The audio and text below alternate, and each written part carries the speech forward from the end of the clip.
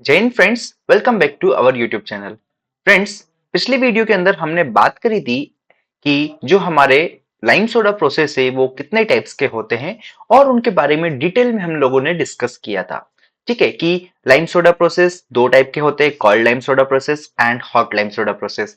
क्या होते हैं, क्या उनकी मैकेनिज्म है, डेट इज वर्किंग प्रिंसिपल है, सारी बातें हम कर चुके थे।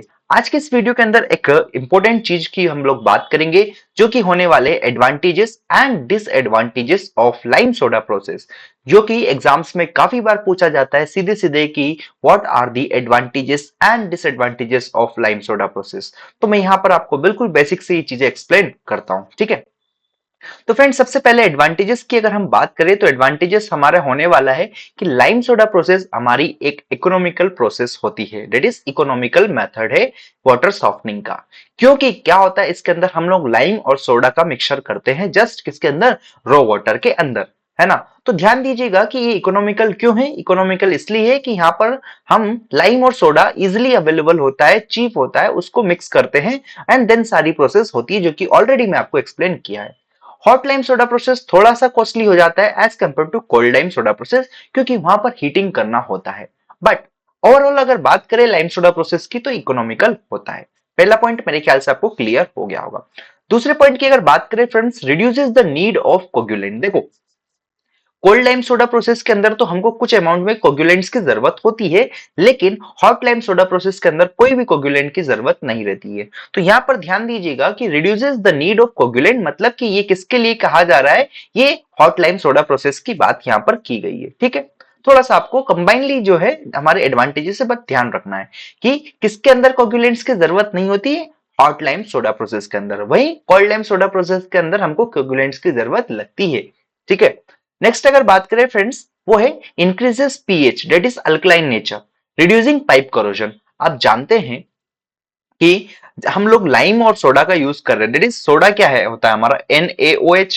NaOH, Na का कैसा नेचर होता है दोस्तों, ये बेसिसिटी होता है, दैट इज अल्कलाइन नेचर का होता है। तो इसकी वजह से हमारा ओवरऑल जो वाटर रहेगा वो अल्कलाइन नेचर का हो जाएगा, जिसकी वजह से पीएच इंक्रीज हो जाता है। और पीएच अगर इंक्रीज होगा तो वहां पर कोरोजन का चांसेस कम हो जाता है। ठीक है, क्लियर है। आगे अगर बात करें फ्रेंड्स कि लोअर मिनरल कंटेंट, मतलब कि जो लाइम सोडा प्रोसेस है इसके अंदर हमारे जो मिनरल कंटेंट है वो कम हो जाते हैं। Next, remove iron and manganese up to some extent. इसके अंदर आयरन और मैग्नीज जो होते हैं उनको भी ये रिमूव कर देता है अप टू सम एक्सटेंट तक। ठीक है, ये चीज आपको ध्यान में रखना है। ये पॉइंट्स मैंने आपको आगे पुरानी वीडियोस में एक्सप्लेन नहीं किया, क्योंकि वो आउट ऑफ सिलेबस हो जाता है इसलिए। बट आपको ध्यान में रखना है कि रिमूव करता है किसको, आयरन और मैग्नीज को अप टू सर्टेन लिमिट तक। ठीक है, next, reduces the pathogenic bacteria. जो भी पैथोजेनिक, अब पैथोजेनिक बैक्टीरिया क्या होते हैं फ्रेंड्स, जो भी डिसीज कोजिंग बैक्टीरियाज होते हैं उनको पैथोजेनिक कह देते हैं। ठीक है, बस इतना ध्यान रखना है कि पैथोजेनिक बैक्टीरिया क्या होते हैं। जो भी डिसीज कोजिंग बैक्टीरिया है उनको पैथोजेंस कह देते हैं और पैथोजेनिक बैक्टीरिया कहा जाता है। तो हम लोग सीधे सीधे कह सकते हैं कि वो पैथोजेनिक बैक्टीरिया को रिड्यूस कर देता है। ये क्या है, एडवांटेजेस हो गए हमारे किसके, लाइम सोडा प्रोसेस के। मेरे ख्याल से क्लियर हो गए होंगे। अब हम बात करते हैं कुछ major disadvantages of lime soda process की। ठीक है, तो पहला ये है friends, requires careful operation and skilled supervision for economical and efficient softening. Friends, जब भी लाइम सोडा प्रोसेस अगर होगा तो यहां पर आपको एक केयरफुल ऑपरेशन की जरूरत रहेगी, मतलब कि निगरानी रहेगी। और साथ में सुपरवाइज्ड जो स्किल्ड सुपरविजन, मतलब स्किल्ड लेबर की यहां पर जरूरत लगने वाली है। अगर स्किल्ड लेबर नहीं रहेगा तो हो सकता है आपका जो लाइम सोडा प्रोसेस है अनइकोनॉमिकल हो जाए और साथ में आपको एफिशिएंट सॉफ्टनिंग भी देखने को ना मिले। तो सिंपल सी भाषा में ध्यान रखना है कि क्या डिसएडवांटेजेस है, यहां पर हमको स्किल्ड लेबर की जरूरत होने वाली है। अगर स्किल्ड लेबर होगा या स्किल्ड सुपरविजन रहेगा तो ही हमको इकोनॉमिकल या फिर एफिशिएंट सॉफ्टनिंग देखने को मिलेगी। ठीक है, ओके।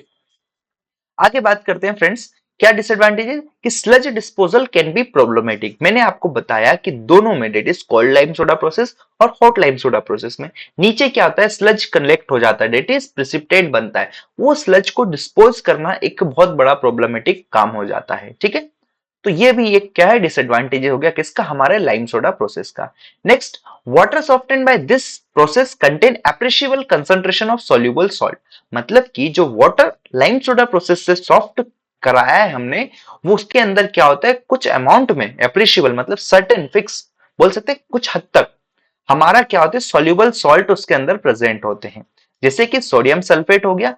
एंड इसलिए कहा जाता है सोडियम सल्फेट हो गया तो इसको हम लोग हाई प्रेशर बॉयलर के अंदर यूज नहीं करेंगे, क्योंकि आप जानते हैं इसकी वजह से अगर हाई प्रेशर बॉयलर के अंदर इसको हम यूज करेंगे तो जिससे कि वहां पर स्केल का फॉर्मेशन हो जाएगा, जो कि एक प्रकार का बॉयलर प्रॉब्लम है, जो कि हम ऑलरेडी डिस्कस कर चुके हैं। ठीक है, तो यहां तक के पॉइंट्स मेरे ख्याल से आपको क्लियर हो जाने चाहिए। डिसएडवांटेज है कि वाटर जो कि लाइम सोडा प्रोसेस से हमको मिला है उसको आप हाई प्रेशर बॉयलर्स के अंदर यूज नहीं करेंगे, मतलब कि लाइम सोडा प्रोसेस से जो वाटर सॉफ्ट कराया गया है उसका यूज हमको लो प्रेशर बॉयलर में ही करना है as a boiler feed water. Clear हुआ? ठीक है, आगे अगर बात करें फ्रेंड्स, जो डिसएडवांटेज है कि residual hardness remains up to 15 ppm, मतलब कि जो रेसिडुअल हार्डनेस बचेगी that is after softening, that is जो सॉफ्टनिंग के बाद में जो हार्डनेस बच रही है वो 15 ppm तक रहती है।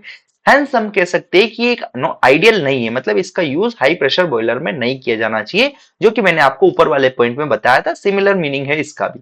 ठीक है, तो यहां से ये सारे पॉइंट्स आपको ध्यान में रखने हैं। तो फ्रेंड्स कंक्लूड करते हैं, आज हमने क्या बात करी, हमने बात करी कि एडवांटेजेस क्या क्या है। तो हमारे लाइम सोडा प्रोसेस के एडवांटेजेस है कि इकोनॉमिकल होता है, reduces the need of coagulants किसके अंदर, हॉट लाइम सोडा प्रोसेस के अंदर, इंक्रीजेस द पीएच जिससे हमारा पाइप का क्या होता है कोरोजन कम हो जाता है।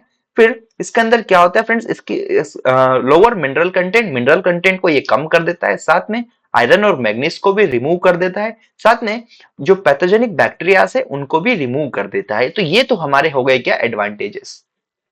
डिसएडवांटेजेस की हमने बात करी, क्या क्या के डिसएडवांटेजेस थे कि यहाँ पर हमको केयरफुल ऑपरेशन की जरूरत होती है, साथ में स्किल्ड सुपरविजन की जरूरत होती है अगर हमको इकोनॉमिकल और एफिशिएंट सॉफ्टनिंग चाहिए तो। ठीक है, साथ में स्लज डिस्पोजल एक बहुत बड़ा प्रॉब्लम यहाँ पर हो जाता है किसके अंदर, लाइम सोडा प्रोसेस के अंदर।